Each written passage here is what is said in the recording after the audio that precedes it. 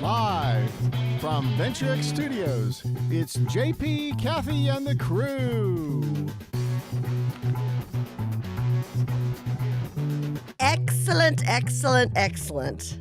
Is anyone else in a sugar coma? Of course, if you're watching this live, as we go live Monday morning on November 1st, and happy birthday to my mom, then my question I'm going to ask you, and then we're going to turn this over to Dr. Clothier, is, are you in a sugar coma this morning? First of all, welcome to JP, Kathy, and the crew. We're so excited to come to you live from Venture X Studios in Frisco. JP and I will be talking college football, Houston Astros, Dallas Cowboys. You know, Dr. Clothier is such a big sports fan. He may want to hang around for the rest of the show, but I know he's got patience. So yes, last night was Halloween. And Dr. Clothier, I'm going to confess to you that, I purchased candy, one kind of candy that I liked. So if there was a little left over, I've got a couple of fun size bars. Then I purchased another kind of candy that I do not like.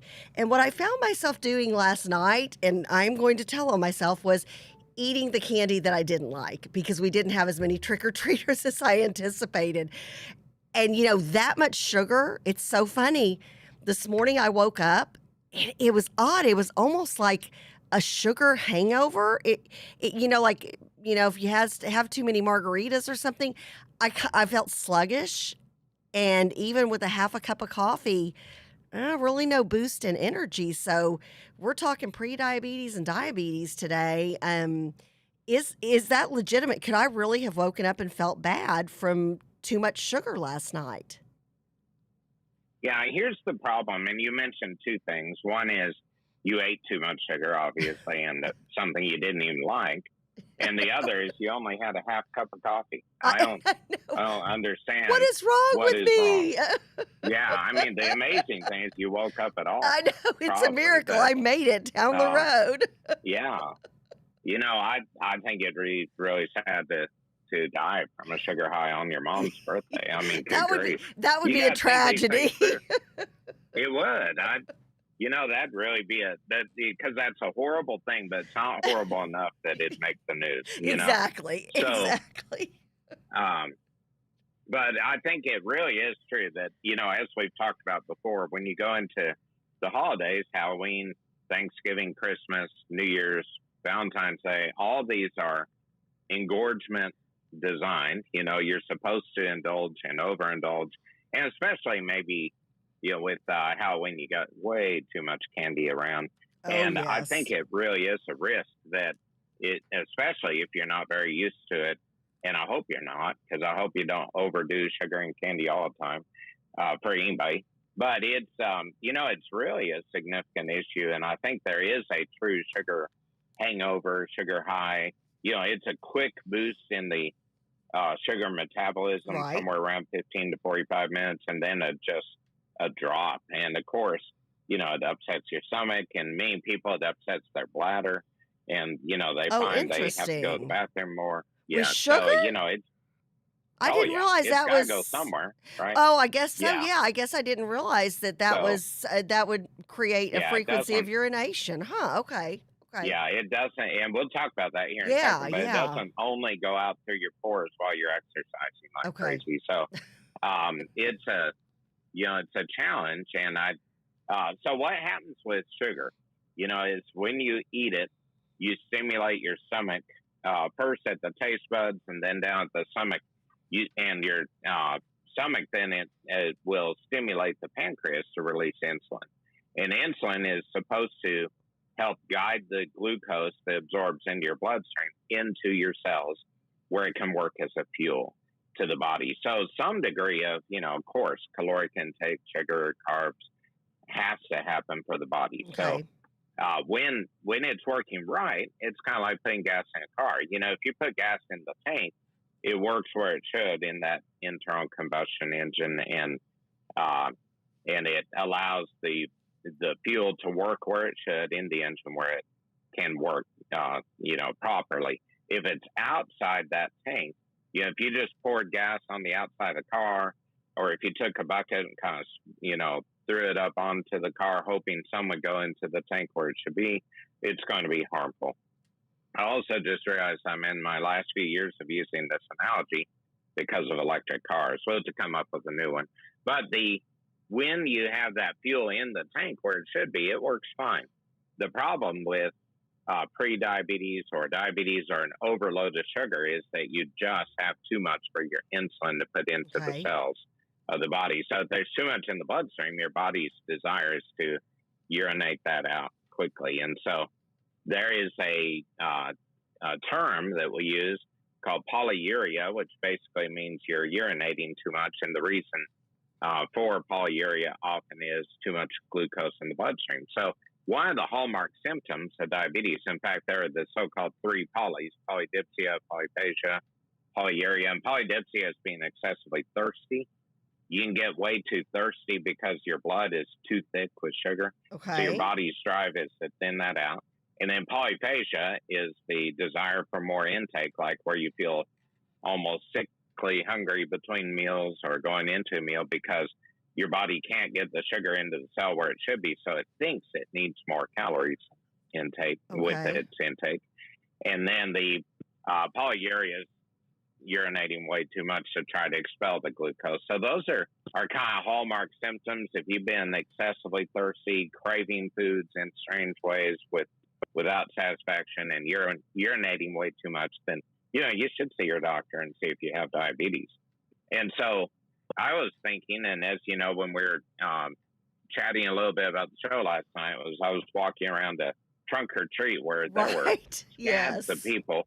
I did think it was just phenomenal how many people wanted to come out. This, of course, was outside, naturally being a trunk deal.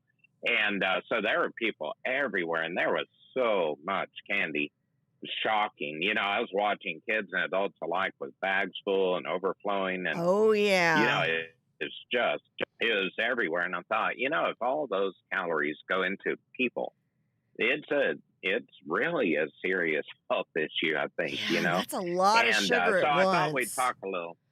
Oh, definitely. So I'll probably talk a little bit about pre-diabetes and diabetes. And, of course, diabetes is the inability to metabolize glucose properly in the body. And it leads to harm. It damages little blood vessels in the body because the glucose molecules are literally too thick in the bloodstream too much and will damage little capillary beds. So the classic things are numbness of toes, feet, because the nerves that, the blood supply to the nerves gets irritated by the lack of good blood flow, and so you get numbness, tingling. You can lose vision over time because it beats up the little blood vessels in the back of the eye at the retina. And, of course, that's a serious issue as well. And then, naturally, if you beat up little capillaries in the kidney, you can hurt your kidneys with time. You probably know people who've had to go on dialysis or get a kidney transplant because their kidneys are beat up by diabetes. And ultimately, it causes, small blood vessel disease in the brain damage from microstrokes, and then also, eventually heart damage from the blood vessels there. So nothing about diabetes is good, and therefore you want to prevent it. So what the medical world came up with over time is the term pre-diabetes or borderline glucose, pre-diabetic condition, all kinds of phrases that match that. So the idea there is if you do your annual blood screen with your doctor as part of your physical, you should have a fasting glucose, and you want that glucose. Technically, it's under 125 is normal for that so-called today glucose, but the range of 100 to 125 is pre-diabetes. So if you're at 105, and you lose 5 pounds, you're probably going to be okay. If you're at 122, you may have to make some serious life changes and prevent going up to 126 or more, which would define diabetes. True if diabetes. You have that a couple times with your blood sugar. So then there's the development over time of a glycohemoglobin, because what I hear all the time from people is, my glucose is up a little because, it was my mom's birthday, for instance, and I had a single little nibble of cake and it threw it off. That was last week, but I know I shouldn't have done it. And, I'm sure I'm okay. Well, the medical world came up with a glycohemoglobin, which is a roughly 3 or 4 month average of glucose, because the body, as it makes hemoglobin, the molecule that carries blood through the oxygen through the bloodstream, will pick up on glucose that's available. So if your 3 month average glucose is up, it's not because you sniffed your mom's birthday cake and accidentally got a molecule of sugar in your body. Right. It's because your blood sugar's been high for 3 or 4 months. And, so Dr. Clothier, if I can ask you really quick, because I've had diabetes runs in my family on one side of my both sides actually, technically. Like a grandmother had it. My brother had it for a while. Now that he does not drink, it's miracles. It's gone away. I mean, he literally does not have diabetes anymore as a result. He had type 2 diabetes. Guess that's the one you can get rid of. And my dad's has battled it. So we've got it. It runs in my family, and so I think that's the test that they do. They always do a 90-day, because I'm always concerned, and I do like candy, and ginger ale is my liquid crack, but the 90-day test is what they've done for me, and they're like, as long as we don't have like spikes and dips, and that fascinates me that they can go back that far and test that. But because it runs in my family, I specifically have that test, and I didn't realize what it was even testing for. So that's good knowledge to have. Well, that's why you listen to your own show. Yes, exactly. Because it's important to get this information out there, Right. because that 3 or 4 month average glucose reflects a lot of the year. If you go in a couple of times a year, let's say your doctor appropriately warns you that you have pre-diabetes because it's been elevated. And the way we measure an A1C is in digits that are single digit with a decimal. So it's like a 5.8 to 6.5 is borderline in that case. And so, again, that means technically normal, but that you're walking along the edge of a cliff and you may fall off the side. Yeah, there you go. So if you hit a 6.6 or more, you've slid off that side and fallen into the realm of diabetes. Now, I would take a little exception to what you mentioned about getting rid of type 2 diabetes. You can recover nicely and control diabetes with diet, weight loss, exercise, quitting alcohol, reducing sugar, all those things that really help control. But it's really kind of a scar to the body. It's like if you cross that line, there is a metabolic issue to the body, and you must continue to control it. But it's not like it's gone. It is, and I kind of cringe when I hear commercials where people say, oh, I have weight loss surgery and my diabetes is gone. Well, it's not gone. It's controlled. And if it's controlled with weight loss, that's fantastic. You can control it with medicine. We love it when people control it with weight loss and exercise, all the healthy things to do with the body. But it's still like you crossed the line. It's something you got to be aware of, because you can quickly fall back into having very high glucose if you give up on the lifestyle adaptation of that.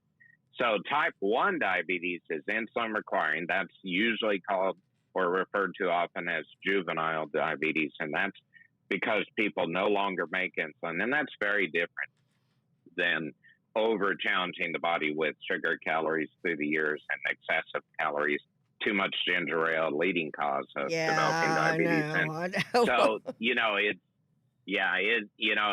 it's just that over challenging of the insulin to the receptor system. So going back to my analogy about cars, right? If you have fuel in the tank, it works. If you're putting fuel in the tank, that's what that nozzle at the gas station, and it fits your tank on the car. And that's kind of like insulin is like the nozzle from the gas station, and the tank on the car is like the insulin receptor. So if it fits, if you put it in there and put the gas in the tank, that's nice. It works. Right. But if you start to over challenge that, let's say you turn around and you're talking to somebody and you're just kind of trying to fit that nozzle into the car and you're kind of beating it up. And you're missing and you're squirting gas here and there. That's kind of like over challenging that insulin receptor over time. It gets less receptive to the insulin if it's beat up with time and with glucose. It's a great analogy. It's a really good analogy, Dr. Clothier. Because it makes sense. It does. It's just, if you over challenge that system, you're going to beat it up and you're going to end up with the glucose, the gas, the fuel on the outside where it does harm instead of on the inside where it should work. So the idea, if you lose weight and reduce sugar calories and, calories in general, and you exercise, all of those things help that insulin to work more effectively again in people with type 2 diabetes or pre-diabetes. And then, hopefully you can get that under control.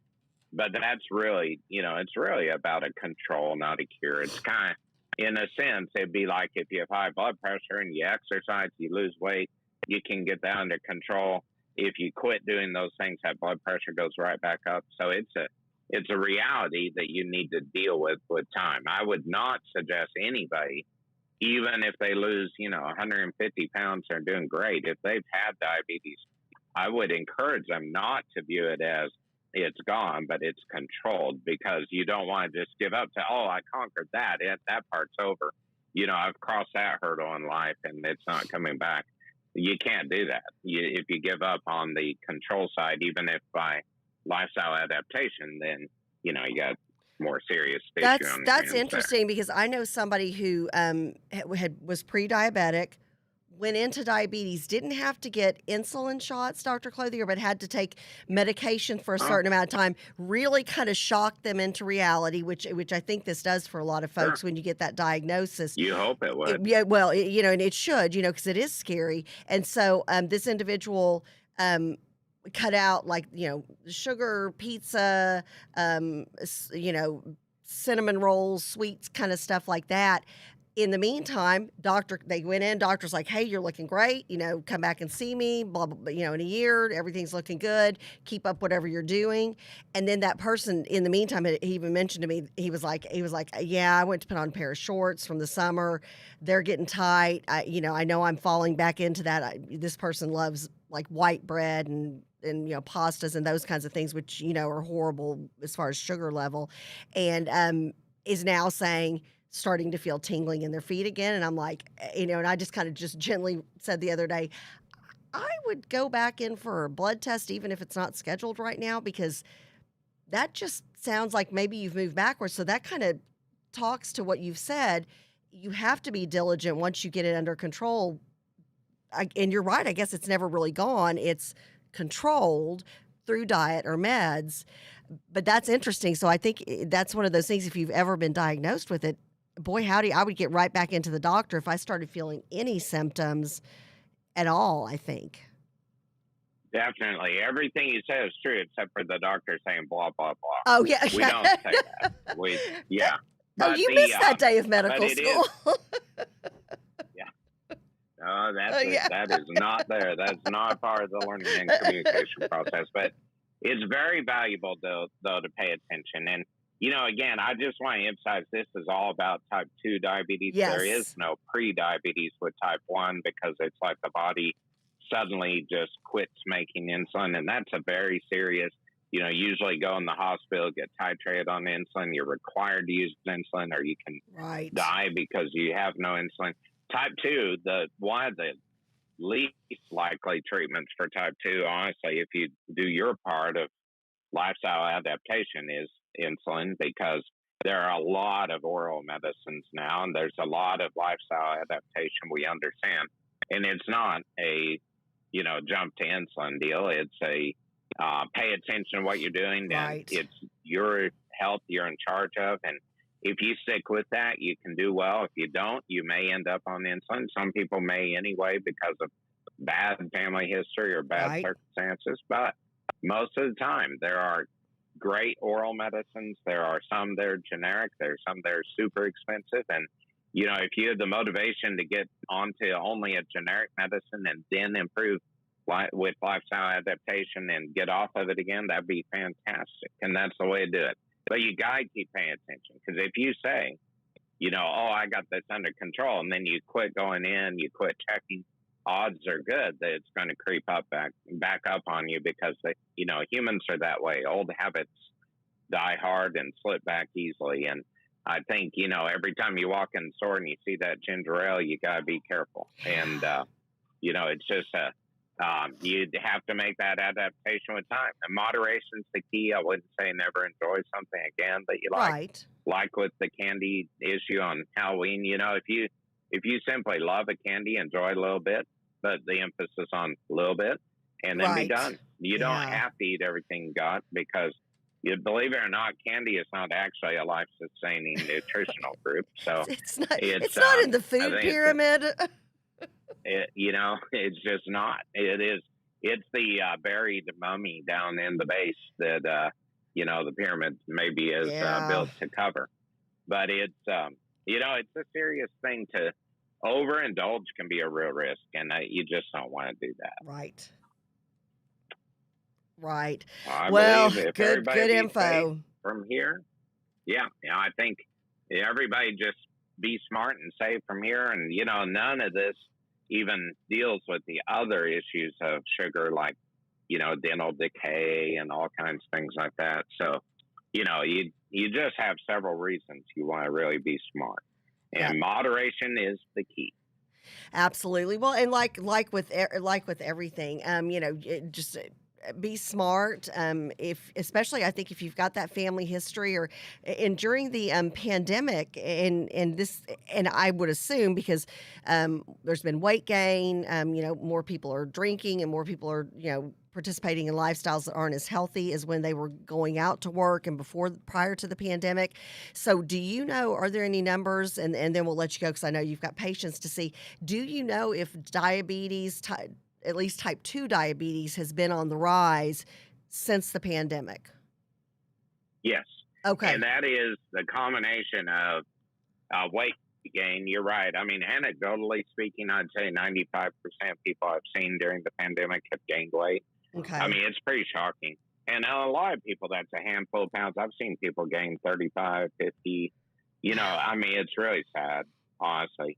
But yes, diabetes has increased in the diagnosis because of the pandemic or through the pandemic, but also there is some degree of developing evidence that people who have had COVID seem more likely to develop diabetes, and that still has to be panned out with research. Okay. Yeah, it may be that it irritates some degree of other systems in the body. That's been one of our big worries with COVID all along, is that there are repercussions that we don't fully understand yet, because it still hasn't even been around for 2 years. And so it is a big deal. So exercise, pay attention to what you eat with a nutritional goal. Don't eat out of only habit. Don't eat out of boredom. Eat out of nutritional need. And I think that's always a good thing to do. Yeah. Always good advice, Dr. Clothier. Well, thank you. This is a very eye-opening show as far as pre-diabetes and diabetes. I've learned a ton this morning, and thank you very much. So if anybody else is watching this, whenever you catch it, share it out there, because this is some great advice that Dr. Norm Clothier is giving us. Well, have a blessed week, and go see all your patients and get them healthy. Very good. That's my goal. All right. Take care. Thanks, Dr. Clothier. Great information. I don't know. Do we have JP on? Oh, perfect. Let's pop JP in real quick. He's dealing with a truancy emergency, but I know he wants to talk a little sports. Good morning, JP.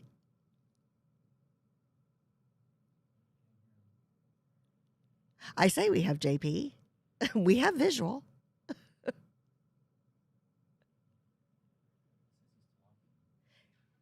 Is he JP? Oh, there, I hear him now. JP, good morning to you. I know you want to talk some sports. It was a big weekend. Do we have him? It's like I hear, JP, I hear you moving. I hear movement. I don't hear a voice. He said he has no sound.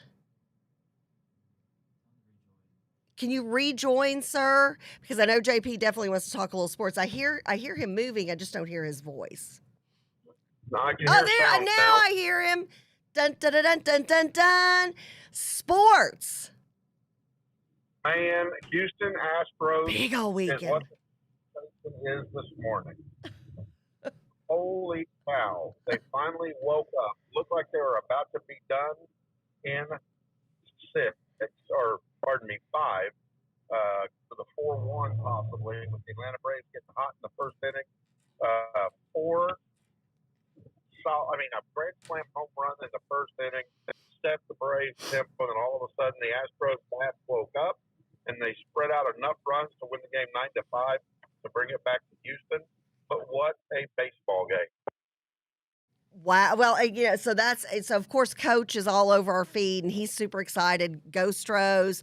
That's what I love about baseball. You think, oh man, my team, they made it this far, but it just doesn't look like it. And literally, it can change on a dime, and then the trajectory of the series changes. Well, I'll tell you, it's something else. I mean, it looked like the Astros were done in 5, and it turned out that, because there were no bats in Game 4 for the Houston Astros, and so it was like, wow, unbelievable. And then it turned out 9-5. They were able to put the bats together and make something happen. And so the Houston Astros bring it back to Houston. They have a chance to tie it up 3-3 and send it to a Game 7. Love it. Go Astros. I should have worn my Houston Astros ball cap today, but JP, I felt obligated to wear the Dallas Cowboys. But I know the game, and I don't know that you were that heartbroken because you literally predicted to a T what would happen with UT and Baylor on Saturday. Oh, yeah. No surprise. Again, no heart.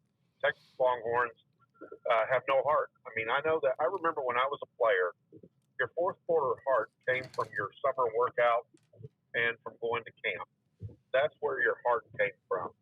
And it came from your coach. Your coach was the one who would instill in you that there was no time to give up, that there was no time to let down, and that fourth quarter had to be yours. I don't know where it's at. I watched the coach on the sideline, and I was surprised. I was expecting a little more fire. But yeah, Baylor Bears win. I hope Baylor is able to carry it into the Big 12 championship and beat Oklahoma. At least we'll have a Texas team that would win the Big 12. Well, and it's interesting because you and I chatted a little bit about this, and then I'm going to let you talk some other sports before you have your emergency call to deal with, not for family stuff, for work. It was like UT just gave up. They ran out of gas, and they keep doing this like this fourth quarter, and I don't understand that. And at one point I looked at their coach, and again, I understand maybe he's frustrated or whatever, but usually a coach is very intense and especially if this keeps happening, which it has. But he was just kind of on the sidelines, I told you, with kind of like oh yeah, bummer, man. And I think I'm wanting more of that passion that you're talking about. Now, it worked out okay. I was with my husband watching the game. We only got to catch the second half. He's a Baylor grad, so there you go. But anyways, I felt like there was it was kind of like, oh, that's a bummer. I don't know. Well, again, like I said, Texas has lost 3 games in the fourth quarter, and it blows me away. Games they should not have lost. How do you have a game plan for 3 quarters, but you don't have a fourth quarter game plan? Right. Or how are you not adjusting to the other coaching staff when they make their adjustments to beat you in the fourth quarter? So, there's a lot of diagnostics that needs to go on with the UT offense and defense and coaching staff to determine where are we? Are we going to even make a bowl game this year? And so, that's a good question. The Longhorn Nation, so that's for sure. Yeah. Well, so who else do you want to talk about before you have to get off? I think Michigan State, Michigan, because I got to jump off and deal with it. Yes. At a school. But Andrew White went up to Michigan State. Yes. Great pictures. Again, you would not think that we were in a pandemic or COVID. I'm looking at his pictures, and nobody's wearing a mask. And you got 100,000 people crammed into a stadium. And I'm going to tell you something. The Michigan State Sparties, they woke up big time to take down Michigan. I never thought Michigan was all that great anyway, but Michigan State showed that they were a great football team and deserved to be in the national championship conversation. So we're going to have to see how the Big Ten championship plays out.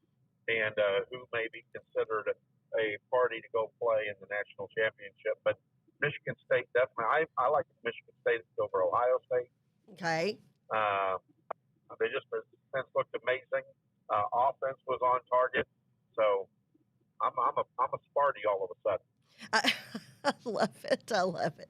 You're smart. It's funny because, Andrew White from Kilroy's Conversation, a dear friend of ours, and he's the co-host of Kilroy's Conversation every Saturday morning on our network. And I'm starting to live vicariously through him and his pictures with his daughter going there. And it's funny how you start paying attention to other teams at a time like that. But, well, JP, go push back the frontiers of darkness, and we will see you soon. All right, sounds good. Everybody take care. Sorry I've got to check out early this morning, but again, we have an emergency that we're having to deal with. Gotcha. Go forth and do good in the world, my friend. Oh, hey, give my mom a shout out. You got to give my mom, out a birthday shout out. Birthday. I know. Big happy birthday. Holy moly. She walks with Jesus anyway. I know that. So. Well, she will love hearing a personal message from you. So, but yeah, no, she's very sweet. She's also a part of the Longhorn Nation. Yeah, yes, she is. Yes, she's right there with you. Every loss is just like, and it's always, how's JP doing? Well, happy birthday, Mom. Take care and have a blessed birthday tonight. Oh, I love it. All right, thanks, JP. We'll see you soon. Okay, so see you soon. We're going to do a little bit of, and please feel free. We would love to have you post on one of our social media sites if you're on one of those this morning. Pictures of last night. If you dressed up your pet, I've got a few pictures I'll pull up here in a second. We're going to talk. I sent both of them to the Venture X email. I think so. Let me double. Oh, okay. Let me send. I'll resend those to you. But let's talk a little Dallas Cowboys right now.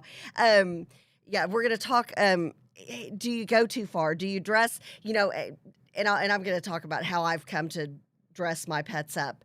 But do you do anything? And it's so funny. I love looking on social media at folks who literally have had some of the best costumes, like family costumes.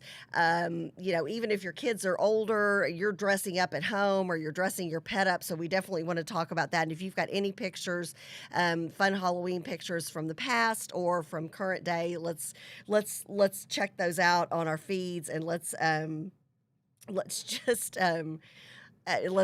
some fun with that, because can you go too far at Halloween? Obviously, Dr. Clothier has talked about us going too far with the candy. So, boy, I think I'm going to go home, and I think I'm just going to toss the candy that I've got left, or give it to my son to take to school. I think when I'm eating the candy at 10 o'clock at night that I bought because I know I don't like it, I think there's a problem with that. Do you want me to send those to a different email address? You've got, okay, perfect. We'll show those in just a little while then. Okay, so Dallas Cowboys, and wow, this is exciting. So with a 20-16 win against the Minnesota Vikings, things could not have worked out better for the Dallas Cowboys on Sunday night. Did anybody else have to pull double duty watching the game and manning the door for candy?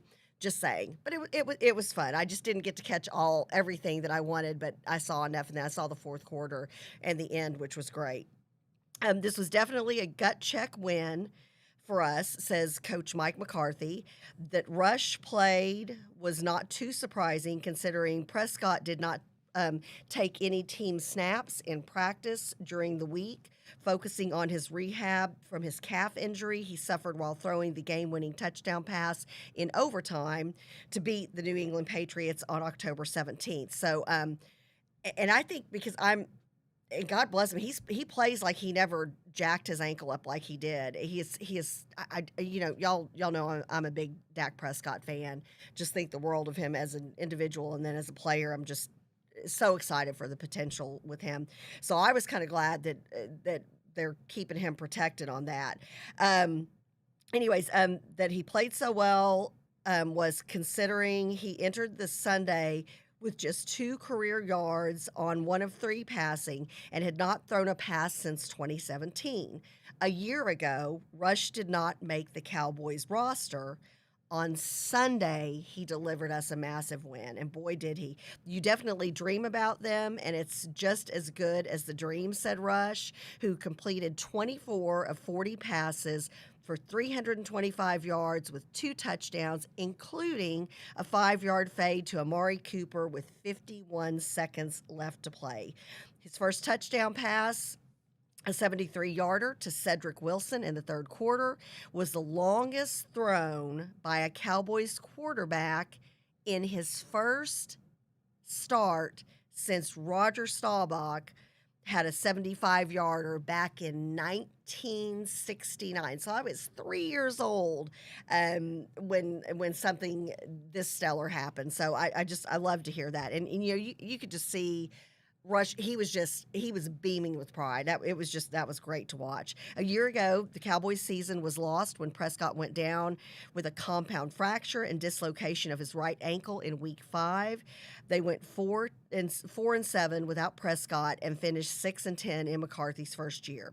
I felt like I belonged out there, Rush said, in the huddle, breaking the huddle, getting to the line, going through your processes. It didn't feel overwhelming at all. I haven't played a lot, but being around the NFL, you're practicing against these guys every day, and our defense is pretty good. I have never felt too big in terms of the speed. I just felt in command. So anyways, it just good stuff. Just congratulations to the Dallas Cowboys. It's such an exciting season so far, and we're just gosh, I don't know if I'm going to jinx it. Sometimes I hesitate to say anything because I'm always worried, if I say it, I'm so ridiculous. I'm so superstitious when it comes. I don't know why. I'm just very superstitious when it comes to the Cowboys. So I don't want to jack anything up and say, hey, this is our year, even though I kind of just said it. We're just very excited. Cowboy fans all over. I mean, are you with me? Do we just look like there's something there? And with Dak, if we can keep him healthy, and then we've got a number of other Cowboys. I didn't go through all the injuries, but we've got a number of other Cowboys who are injured or having issues, and so we want to make sure that that we. Oh, hold on. I'm trying to post this. I'm trying to pull double duty here. So anyways, I very excited about the Cowboys. Just really, really, really ready to see where we go this season, and bring on the next team, and let's just keep on putting those wins up on the board. Who has gone too far with Halloween? First of all, can we pull up the little kid pictures first? So, going through social media, and here's the thing: there's so many things that kids get, or the kids. There's so many things that are negative out there. My goodness, inflation and gas prices. One of my girlfriends who has an SUV. So she drives to and from work, kids to and from school, to sporting events. She posted a picture. She filled her car up, and it was $95. And she posted that, and I was like, "This is unreal." Such a sad statement on our economy. I just can't believe that we're here. And we didn't have to be. We didn't have to be. So many political decisions have been made by this president and this administration to make sure that there was no trace left of President Trump. Well, you know what? When President Trump put some things in place that, for one, protected our border and kept us safe, and when President Trump did some things that economically helped us, and we're now at the point, and when we talk with Congressman Taylor later this week, we're going to talk about where we're headed. We're at an all-time high in 20 years for inflation, only going further. And so, anyways, my point of saying all that, there's a lot to be nervous about, upset about, starting to see a lot of empty shelves at the stores. People are saying, you may not be able to get a turkey this year. You might be doing chicken for Thanksgiving dinner. If you've got little kids and you need toys, you better have ordered them or order them ASAP. And I know I'm a creature of habit, so I buy typically the same kind of stuff on a weekly basis at the grocery store. And every week I'm like, gosh, did I throw extra items in there that I'm not aware of? Because every week my grocery bill's going up. And so that hits we the people. I'm certainly not one of the 1% that they said they were going to come after and they were going to leave the rest of us alone. I'm feeling it. I know my friends are feeling it. So anyways, what was really nice this weekend is not to see as many political posts and to see pictures like this. So this little girl, she's Queen Elizabeth. Is this not like the greatest Halloween costume? I saw this and I literally were in a restaurant and I'm like, oh my gosh, this is the cutest thing ever. So whoever's little girl this is, bravo. This and the next picture that I'm going to show are like two of my favorite Halloween costumes ever. Have had some friends who just got finished seeing a friend of mine who was dressed up like Thor. I've seen superhero family group pictures. Real clever. One of my girlfriends, Sable, her and her husband, she dressed up like a big cookie. Her husband dressed up like a carton of milk, and then their little boy, who is model cute, just so cute. He was dressed up like the Cookie Monster. So I love things like that. So anyways, so the Queen Elizabeth picture, literally one of the best costumes ever. I love that. Brett, can you show this next one? So I thought the Queen Elizabeth picture was my favorite. And then this one comes in. Somebody posts this on Facebook. And I'm like, oh, wait a second. I don't know which one I like better. First of all, if you've been a member of the crew for any length of time, you know I'm a ginormous Prince fan. Was very I was devastated when he passed, and just such a musical genius and just gone too soon, in my humble opinion. Look at this, a little baby guitar, a little Prince guitar. Look at his the shoes, the whole outfit. Those are just so cute. I just saw these and I thought, oh my goodness, this is so much fun. So in a time when everybody's angry and talking about it on social media, to see pictures like this just do your heart really well. And so that leads me to, so this is great. So when you're a parent and your kids are little, you are you're supposed to have fun. My goodness, I was going through some old Halloween pictures and I found a picture of myself and my daughter and my son when they were little. And my daughter and I were both dressed like pink ladies from the movie Grease. My son was dressed like Luigi from the Mario Brothers. What was another one? Oh, another year I found pictures. My daughter this is when she started getting into that kind of like a stage makeup. And she was like a zombie prom girl. Great picture. My son was the Grim Reaper. I was a cat.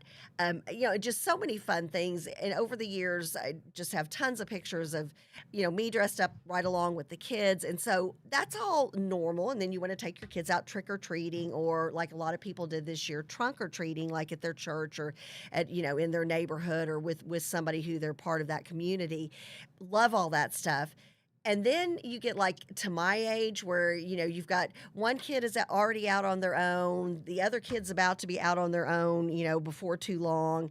And so you start now, granted, I've always been a person who dresses my pets. That's just part of my DNA. I love it. I don't know how much my pets love it, but I love it. So this year, again, now the pets are feeling the full brunt of the kids being off and doing their own thing, 22 and about to turn 18 this week. Happy birthday early, CJ. So now my pets, so let's go ahead and start pulling up some of these pictures. So not only did Kira have a Halloween costume and she was a panda bear. None of those came through? Oh, let me try. Can I text those to you? Okay, I'm going to text these to you. So not only did Kira need a party dress, but then she also needed I'm going to text these right to you. There should be 4, Brett. So let me get these over because you got to have a visual on this one. Brett, am I airdropping it to you maybe? Let's see. Let's see if technology can work for Kathy. Did it airdrop? Yay! Success. That's a big deal. Okay, so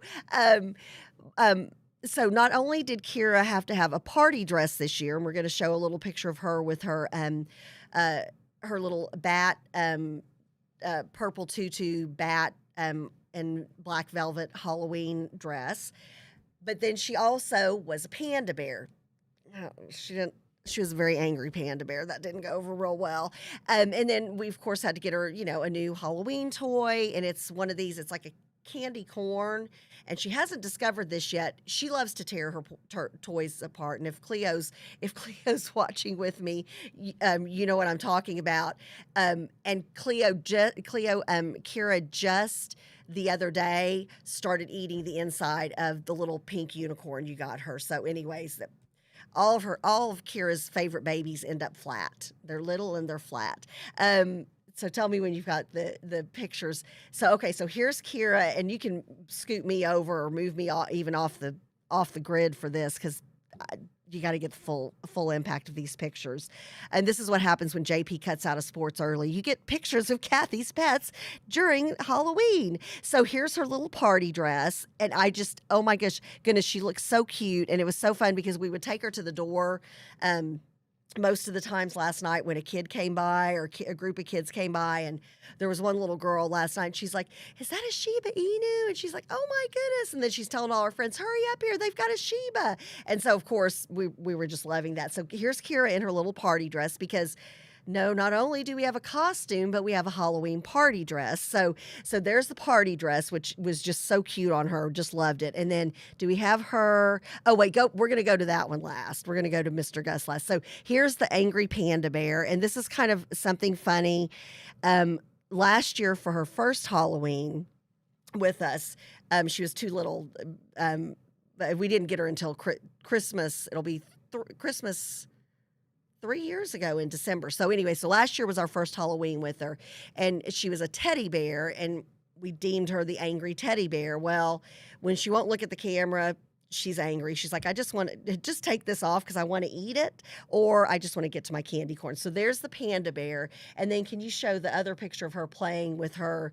And this is genius. So this toy, and Cleo, this is where I was going earlier. This is a toy that is meant to be destroyed. So we go into PetSmart. So we went to PetSmart and Petco this weekend. And I was like, what do you mean meant for destruction? And the lady said when the dog tears it open, there are some toys inside, like little chew toys inside. So this will be the gift that keeps on giving. And of course, candy corn. You can't go wrong with that. When we went to Oh, Kira's welcome to eat her toys. Cleo, yeah, thanks. Oh, and by the way, post a picture if you can. You and Kevin looked so cute Halloween night distributing candy in y'all's little hats. So anyways, I thought that was so cute. So we're at PetSmart. Petco's where we got Kira's Halloween outfits. I want to give credit where credit is due. But at PetSmart, we're looking and we saw this one costume and we're like, oh, but it was a size large. And we're like, no, that's going to be too big. Let's go back to Petco. But my husband's like, look over here. And I looked and I saw these very tiny outfits. And I thought, oh, well, that's probably because when I was looking on Amazon for potential Halloween costumes, I'd noticed that there were like hamster. And then there's also a girlfriend of mine told me guinea pig outfits. And so I'm like, oh, those must be for, little rodents. And then I saw, no, it is for bearded dragons. And I don't know if y'all may know. I think y'all may know because I was asking people to vote for him in the Miss Texas competition.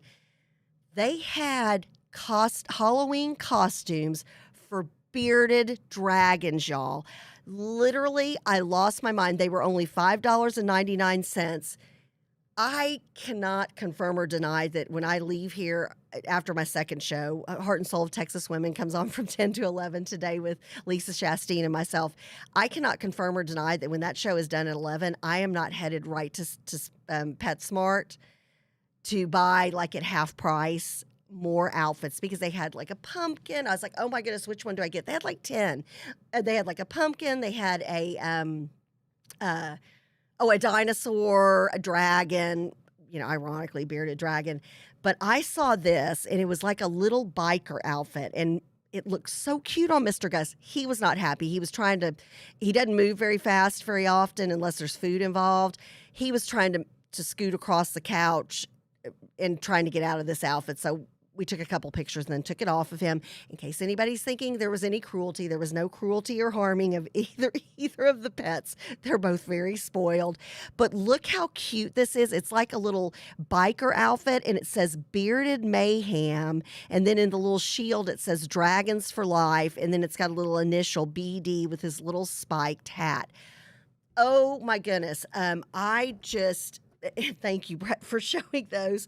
I literally lost my mind when I saw these costumes. So then I start thinking, have I gone too far? And a couple of friends who I sent pictures to were like, oh my gosh, Kathy. And I could tell they're like, really? They're like, wow, you're dressing your bearded dragon up for Halloween.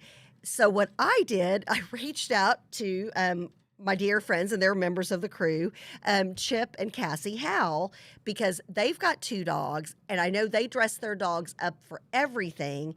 And so I sent them the pictures and said, have I gone too far? Because I knew asking Chip and Cassie if I've gone too far, that they were going to support my bad decisions in life or support my craziness. And they're like, oh, this is hilarious. They're like, no, you can never go too far. This is great. Cassie's like, they have outfits like that for guinea pigs. It's all good. So that's when you selectively choose who you share these things with, because you're just like, yeah, this may be like I'm the crazy lady now, but I know I've got friends that are going to support my crazy. So anyways, just fun stuff. If you've got pictures, we'd love for you to share them on the feed.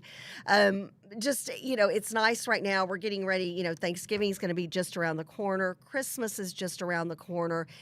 With all that we've got going on, excuse me, all the uncertainty, all the tragedy. So many of us have lost people in these last couple of years. At JP, Kathy, and the crew, we just hope that you will, embrace a smile, embrace laughter, be the person, the folks who follow our show and who are members of the crew. You guys are leaders. You're leaders in your families and jobs and communities. Be the folks who get out there and put something positive out, and what did my mom always, I grew up learning, being taught, and took me a long time to learn it. If you can't say anything nice, don't say anything at all. Not that I've mastered that lesson by any means, but it's one of those things that there's so many negatives out there. If you've got something that's fun or funny that might brighten somebody's day, again, we're in a mental health crisis like nobody's business. You just don't know what a fun picture of, a kid dressed up in a fun costume, or a pet, looking silly.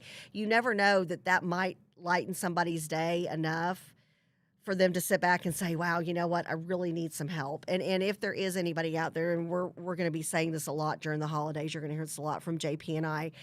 If you need help, there is help out there. You're not alone, and we don't have to know the circumstances, but JP and I certainly have a number of resources. So if you need help, and if you're struggling mentally, emotionally, physically, my goodness, we've, Dr. Clothier, he's got a whole practice of doctors that can help serve you. But take care of your mental health too. And I think that's just something that we need to take care of each other. but make sure that you're getting that mental health check. And if you feel like you're depressed or you've got anxiety or something doesn't feel quite right, reach out to us and let us know. And we will have, the utmost respect for your confidence, but we will lead you to somebody who can help you. So just remember that and message us, shoot us a text, call us, post something and say, hey, Kathy, reach out to me, or JP, reach out to me, because we'd love to help. So anyways, hope you enjoyed some of those fun, crazy pet pictures. Go Astros. We've got, don't forget, tomorrow is is election day for the Texas constitutional amendment election. Get out and vote. So few people vote on this day, everybody's kind of like, well, governor's not on the ballot, president's not on the ballot. You've really got a voice. You really have a voice, because so few people have voted during early voting, and so few people will turn out tomorrow. If you want to know information about that, go to your local election. For example, here in Collin County elections, or ping us, and we can send you a link on where to vote and what your ballot will look like, because some cities have special elections for school board or for bond elections. So all that's information you need to know about, because that's your taxpayer dollars at work. And then Wednesday, it looks like we will have Senator Angela Paxton on our show to wrap up how voting turned out, which amendments passed, which ones did not, and all that kind of good stuff. So we will see you soon. Stay tuned from 10 to 11 for Heart and Soul of Texas Women, and Lisa and I will hopefully uplift you spiritually. I know she always uplifts me spiritually. So y'all have a blessed week. We will see y'all soon, and donate your candy to your dentist or to your office or somebody. I know. Brett, do you want my candy? I've got a bowl full of Kit Kats. He's like, nope, shut it down. So got to find out who wants those. All right, love y'all. Have a great day. Mwah.